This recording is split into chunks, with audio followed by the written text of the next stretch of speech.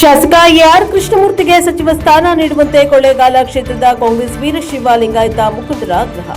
ಕೊಳ್ಳೇಗಾಲ ವಿಧಾನಸಭಾ ಕ್ಷೇತ್ರದ ಶಾಸಕರಾದ ಎಆರ್ ಕೃಷ್ಣಮೂರ್ತಿ ಅವರಿಗೆ ಸಚಿವ ಸ್ಥಾನವನ್ನು ನೀಡುವಂತೆ ಕೊಳ್ಳೇಗಾಲ ಕ್ಷೇತ್ರದ ಕಾಂಗ್ರೆಸ್ ವೀರಶೈವ ಲಿಂಗಾಯತ ಮುಖಂಡರು ಆಗ್ರಹಿಸಿದರು.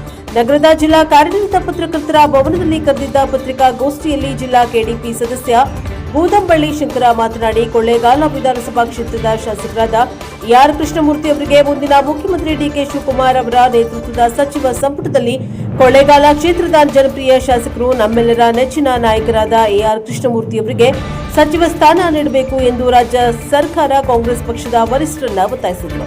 ಪತ್ರಿಕಾಗೋಷ್ಠಿಯಲ್ಲಿ ಕೊಳ್ಳೇಗಾಲ ತಾಲೂಕು ವೀರಶೈವ ಲಿಂಗಾಯತ ಮಹಾಸಭಾ ಉಪಾಧ್ಯಕ್ಷ ತಿಮ್ಮರಾಜಿಪುರ ರಾಜು, ತಾಲೂಕು ಪಂಚಾಯಿತಿ ಮಾಜಿ ಸದಸ್ಯ ಡಿಪಿ ಪ್ರಕಾಶ್, ನಗರಸಭಾ ಮಾಜಿ ಸದಸ್ಯ ಮುಡಿಗುಂಡ ಪ್ರದೀಪ್, ಯಳಂದೂರು ಮುಖಂಡ ಮೆಲ್ಲಹಳ್ಳಿ ಮಲ್ಲು ಹಾಜರಿದ್ದರು. ಬ್ಯೂರೋ ರಿಪೋರ್ಟ್ ಹೋಮ ನಂಜುಂಡ ನಾಯಕ, ಎನ್ಕೆಎಸ್ ಟಿವಿ 4 ಚಾಮರಾಜನಗರ.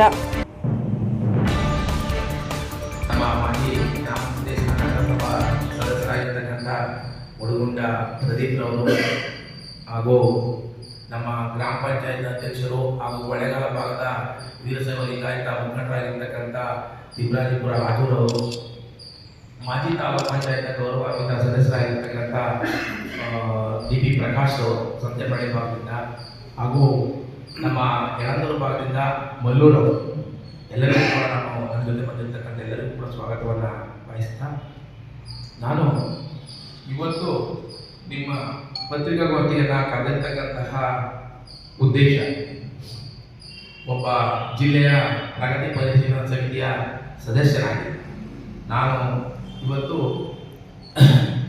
ಕೊಳ್ಳೇಗಾಲ ಮೀಸಲು ವಿಧಾನಸಭಾ ಕ್ಷೇತ್ರದಲ್ಲಿ ಅತ್ಯಂತ ಹೆಚ್ಚಿನ ಮತದ ಅಂತರದಿಂದ ಗೆದ್ದು 2023ರ ಒಂದು ವಿಧಾನಸಭಾ ಚುನಾವಣೆಯಲ್ಲಿ ಶಾಸಕರಾಗಿ ಅತ್ಯಂತ ಗೌರವಯುತವಾಗಿ ಅಪಾರವಾದಂತಹ ಅನುದಾನವನ್ನು ಸನ್ಮಾನ್ಯ ಸಿದ್ದರಾಮಯ್ಯನವರ ನೇತೃತ್ವದ ಸರ್ಕಾರದಲ್ಲಿ ಅಪಾರವಾದಂತಹ ಅನುದಾನದ ಒಂದು ಹೊಳೆಯಲ್ಲಿ ಅರಿಸಿ ಕೊಳ್ಳೇಗಾಲ ವಿಧಾನಸಭಾ ಕ್ಷೇತ್ರವನ್ನು ಮಾದರಿ ಕ್ಷೇತ್ರವನ್ನಾಗಿ ಮಾಡ್ತಕ್ಕಂಥ ನಿಟ್ಟಿನಲ್ಲಿ ಹೊರಟಿರ್ತಕ್ಕಂತಹ ಕೃಷ್ಣಮೂರ್ತಿರವರಿಗೆ ಇವತ್ತು ನಾವು ಡಿ ಕೆ ಶಿವಕುಮಾರ್ ಅವರ ನೇತೃತ್ವದಲ್ಲಿ ಅವರ ಒಂದು ಸರ್ಕಾರದಲ್ಲಿ ಸಚಿವ ಸ್ಥಾನವನ್ನು ಕೊಡಬೇಕು ಅಂತಕ್ಕಂಥ ಒಂದು ಬೇಡಿಕೆಯನ್ನು ನಮ್ಮ ರಾಷ್ಟ್ರೀಯ ಕಾಂಗ್ರೆಸ್ ಪಕ್ಷದ ವರಿಷ್ಠರನ್ನ ಹಾಗೂ ರಾಜ್ಯದ ವರಿಷ್ಠರನ್ನ ನಾವು ಒತ್ತಾಯ ಮಾಡಲಿಕ್ಕೆ ಈ ಪತ್ರಿಕಾಗೋಷ್ಠಿಯನ್ನು ಕರೆದಿದ್ದೇವೆ.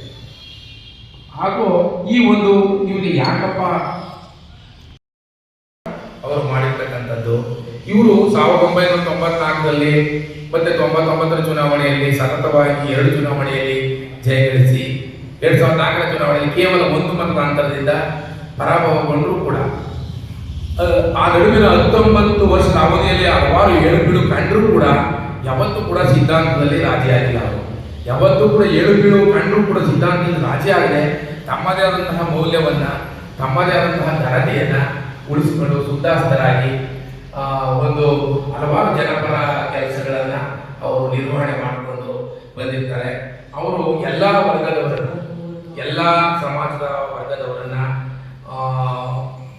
ಸಮಾನತೆಯಿಂದ, ಈಗ ಸರ್ವರಿಗೂ ಸಮಪಾಲು ಎಂಬ ಒಂದು ತತ್ವದ ಅಡಿಯಲ್ಲಿ ಅವರು ಒಂದು ಕಾರ್ಯವನ್ನು ನಿರ್ವಹಿಸಿಕೊಂಡು ನಮಗೆ ವಹಿಸಿರ್ತಕ್ಕಂಥ, ಉದಾಹರಣೆಗೆ ನಾವು ಹೇಳ್ತೇವೆ ಸಂವಿಧಾನದ ಆಶಯ ಈಡೇರಬೇಕಾಗುತ್ತೆ. ಈಗ ಎಲ್ಲಿ ನಾವು ಅಂದರೆ ಪ್ರತಿನಿಧಿಸ್ತಿರ್ತೀವಿ ಆ ಕ್ಷೇತ್ರದ ಜನರು ಅತ್ಯಂತ ಗೌರವಯುತವಾಗಿ ಬದುಕ್ತಕ್ಕಂಥ ವಾತಾವರಣವನ್ನು ನಿರ್ಮಾಣ ಮಾಡಬೇಕು ಅಂತಕ್ಕಂಥದ್ದು ಈ ಸಂವಿಧಾನದ ಆಸೆ ಇರಬೇಕಾದ್ರೆ ಸಂವಿಧಾನದ ಮೂಲ ತತ್ವನೇ ಅಲ್ಲ. ಎಲ್ಲಿ ಅವರು ನಾವು ಪ್ರತಿನಿಧಿಸ್ತೇವೆ ಆ ಕ್ಷೇತ್ರದ ಜನ ಗೌರವಯುತವಾಗಿ ಬದುಕಬೇಕು. ಆ ಗೌರವಯುತವಾಗಿ ಬದುಕಬೇಕಾದ್ರೆ ಆ ಜನರಿಗೆ ಮೂಲಭೂತ ಸೌಕರ್ಯಗಳನ್ನು ಒದಗಿಸ್ತಕ್ಕಂಥ ಕೆಲಸ ಆಗಬೇಕು. ಈ ಒಂದು ಸಿದ್ಧಾಂತವನ್ನ, ಸಂವಿಧಾನದ ಆಶಯವನ್ನು ಈಡೇರಿಸ್ತಕ್ಕಂಥ ಈ ಒಂದು ಸಿದ್ಧಾಂತವನ್ನು ಅವರು ಜೀವನದಲ್ಲಿ ಅಳವಡಿಸ್ಕೊಂಡಿದ್ದಾರೆ. ಯಾಕಂತಂದ್ರೆ ಉದಾಹರಣೆಗೆ ಸುಮಾರು 500 ಕೋಟಿ ಕೆಲಸವನ್ನು ತಂದು ಈ ಸಂವಿಧಾನದ ಆಶಯವನ್ನು ಈಡೇರಿಸ್ತಕ್ಕಂಥ ಕೆಲಸವನ್ನ ಅವರು ಪ್ರತಿನಿಧಿಸತಕ್ಕಂಥ ಕೊಳ್ಳೇಗಾಲ ಕ್ಷೇತ್ರದ ಜನರ ಒಂದು ಜೀವನೋಪಾಯ ಮಟ್ಟವನ್ನ ಮೇಲ್ದರ್ಜೆಗೆ ಇರತಕ್ಕಂಥ ಪ್ರಾಮಾಣಿಕ ಕೆಲಸವನ್ನು ಅವರು ನಿರ್ವಹಿಸಿಕೊಂಡು ಇವತ್ತವರೆಗೂ ಕೂಡ ಬಂದಿದ್ದಾರೆ. ಈ ಒಂದು ನಿಟ್ಟಿನಲ್ಲಿ ಮುಂದೆ ಅವರು ಯಾಕೆ ಸಚಿವರಾಗಬೇಕು ಅಂತಕ್ಕಂಥದ್ದು, ಈಗ ಅವರು ಒಂದು ಸಚಿವರಾಗಿ ನಮ್ಮ ಪ್ರಕಾರ ಜಿಲ್ಲಾ ಉಸ್ತುವಾರಿ ಸಚಿವರಾದರೆ ಈ ಒಂದು ವೇಗ ಚಾಮರಾಜನಗರ ಜಿಲ್ಲೆಯ ಅಭಿವೃದ್ಧಿಗೆ ಪೂರಕವಾಗಿರುತ್ತದೆ. ಯಾಕೆ ಅಂತಂದ್ರೆ ಉದಾಹರಣೆಗೆ 1994ರಿಂದ ಅಂದ್ರೆ 89ರಿಂದ ಲೆಕ್ಕ ಹಾಕಿದ್ರೆ ಸುಮಾರು ಸುದೀರ್ಘವಾದಂತಹ ರಾಜಕೀಯ ಅನುಭವ. ಇದು ಪಾಯಿಂಟ್. ಯಾಕಂದ್ರೆ ಸಚಿವರಾಗೋದಕ್ಕೆ ಸುದೀರ್ಘವಾದಂತಹ ರಾಜಕೀಯ ಅನುಭವ ಅಂತಂದ್ರೆ ಹಲವಾರು ಏಳುಗಳು ಕಂಡಿರ್ಬೋದು. ಅದು ಬೇರೆ ವಿಚಾರ. ಅಂದ್ರೆ ನಾವು 1989ರಿಂದ ಲೆಕ್ಕ ಹಾಕೊಂಡ್ರೆ ಸುಮಾರು 37 ವರ್ಷಗಳ ಸುದೀರ್ಘವಾದಂತಹ ರಾಜಕೀಯ ಅನುಭವವನ್ನ ಅವರು ಹೊಂದಿರ್ತಾರೆ ಸಾರ್ವಜನಿಕ ಜೀವನದಲ್ಲಿ. ಆ ನಡುವಿನ ಒಂದು ಅನುಭವವನ್ನ ನಾವು ಬಳಸ್ಕೊಳ್ಬೋದು. ಒಂದು ಸಚಿವರಾಗಬೇಕಾದ್ರೆ ಅನುಭವ ಅಗತ್ಯ. ಅಂತಹ ಅನುಭವಗಳಿದೆ ಯಾರಲ್ಲಿ? ನಮ್ಮ ಮಾನ್ಯ ಕೃಷ್ಣಮೂರ್ತಿ ಸಾಹೇಬರಲ್ಲಿ. ಒಂದು ಎರಡನೇದಾಗಿ ಇವರಿಗೆ ಸಚಿವ ಸ್ಥಾನ ಕೊಟ್ಟರೆ ಪಕ್ಷಕ್ಕೆ ಒಂದು ಶಕ್ತಿ ಬರುತ್ತೆ. ಉದಾಹರಣೆಗೆ ಯಾಕೆ ಅಂತಂದ್ರೆ ಮಾಧವ ಪ್ರಸಾದ್ ಮತ್ತೆ ಧ್ರುವನಾರಾಯಣರವರ ಅಕಾಲಿಕ ಮರಣದ ನಂತರ ಚಾಮರಾಜನಗರ ಜಿಲ್ಲೆಯಲ್ಲಿ ಒಂದು ನಾಯಕತ್ವದ ಕೊರತೆ ಎದ್ದು ಕಾಣ್ತಾ ಇದೆ. ಒಂದು ಎಲ್ಲರನ್ನೂ ವಿಶ್ವಾಸಕ್ಕೆ ತೆಗೆದುಕೊಂಡು ಹೋಗ್ತಕ್ಕಂಥದ್ದು ಹಾಗೂ ನಮ್ಮ ಜಿಲ್ಲೆಯನ್ನ ಲೀಡ್ ಮಾಡ್ತಕ್ಕಂಥ ಜವಾಬ್ದಾರಿ, ಯಾವ ನಾಯಕರು ಕಂಡು ಬರ್ತಾ ಇಲ್ಲ. ಆದ್ರೆ ಇವರಿಗೆ ಸಚಿವ ಸ್ಥಾನ ಕೊಟ್ರೆ ಆ ಒಂದು ನಾಯಕತ್ವವನ್ನು, ಅವರಿಬ್ಬರ ನಾಯಕತ್ವವನ್ನು ಇವರಲ್ಲಿ ನೋಡ್ಬೋದು ಅಂತಕ್ಕಂಥದ್ದು ನನ್ನ ಒಂದು ಭಾವನೆ. ನಿಮ್ಮ ಪತ್ರಿಕಾ ಮುಖಾಂತರ ನಾನು ವರಿಷ್ಠರನ್ನ ಹೇಳ್ತೇನೆ. ಯಾಕಂತಂದ್ರೆ ನಮ್ಮ ಪಕ್ಷಕ್ಕೂ ಕೂಡ ಶಕ್ತಿ ಬರ್ತದೆ. 2028ರ ಚುನಾವಣೆಯಲ್ಲಿ ಉದಾಹರಣೆಗೆ ನಾವು ಹೇಳಬೇಕು ಅಂತಂದ್ರೆ ಕೇವಲ ಅತ್ಯಲ್ಪ ಮತಗಳ ಅಂತರದಿಂದ 4,000 ಮತಗಳ ಅಂತರದಿಂದ ಒಂದ್ಸಾರಿ ಲೋಕಸಭಾ ಚುನಾವಣೆಯಲ್ಲಿ ಸೋತಿದ್ರು. 4,000 ಮತ ಅಂತದೇನು ಹೆಚ್ಚಲ್ಲ ಲೋಕಸಭಾ ಚುನಾವಣೆಯಲ್ಲಿ. ಇಡೀ ಲೋಕಸಭಾ 2 ಜಿಲ್ಲೆಯಲ್ಲೂ ಕೂಡ ಇವರ ಒಂದು ಶಕ್ತಿ ಇದೆ. ಹಾಗೆ ದಕ್ಷಿಣ ಒಂದು ಕರ್ನಾಟಕದಲ್ಲೂ ಕೂಡ ಇವರ ಒಂದು ಶಕ್ತಿ ಇರ್ತದೆ. ಹಾಗಾಗಿ 2028 ಚುನಾವಣೆಗೆ ನಾವು ಇವರಿಗೆ ಸಚಿವರು ಮಾಡೋದ್ರ ಮುಖಾಂತರ ನಮ್ಮ ಪಕ್ಷಕ್ಕೆ ಹೆಚ್ಚಿಗೆ ಒಂದು ಶಕ್ತಿ ಬರ್ತದೆ ಅಂತಕ್ಕಂಥ ಮಾತನ್ನ ಹೇಳ್ತಾ, ಈ ಒಂದು ಚಾಮರಾಜನಗರ ಜಿಲ್ಲೆಯ ನಾಯಕತ್ವ ವಿಚಾರದಲ್ಲಿ ನಮಗೆ ಒಂದು